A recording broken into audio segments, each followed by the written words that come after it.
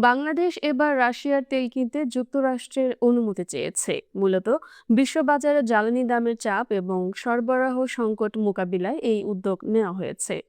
২০২২ সালে Russia Ukraine war শুরু হওয়ার পর পশ্চিমা দেশগুলো রাশিয়ার তেল ও জ্বালানি খাতে বিভিন্ন নিষেধাজ্ঞা আরোপ করে। এর ফলে অনেক দেশ সরাসরি রাশিয়া থেকে তেল কিনতে গেলে আন্তর্জাতিক নিষেধাজ্ঞার ঝুঁকিতে পড়ে। বাংলাদেশের বড় একটি অংশের জ্বালানি আমদানি করতে হয় মধ্যপ্রাচ্য থেকে। তবে দাম বাড়া এবং সরবরাহ অনিশ্চয়তার কারণে বিকল্প উৎস খুঁজছে সরকার। সেই কারণে তুলনামূলক কম দামে তেল পাওয়ার জন্য রাশিয়ার দিকে নজর দিয়েছে বাংলাদেশ।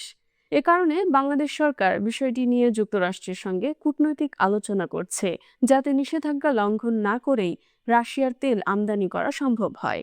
বিশেষজ্ঞরা বলছেন, যদি অনুমতি মেলে তাহলে বাংলাদেশের জ্বালানি ব্যয় কমতে পারে এবং বিদ্যুৎ ও শিল্প খাতের চাপ কিছুটা কমবে। তবে বিষয়টি পুরোপুরি নির্ভর করছে আন্তর্জাতিক কূটনৈতিক সমঝোতার উপর।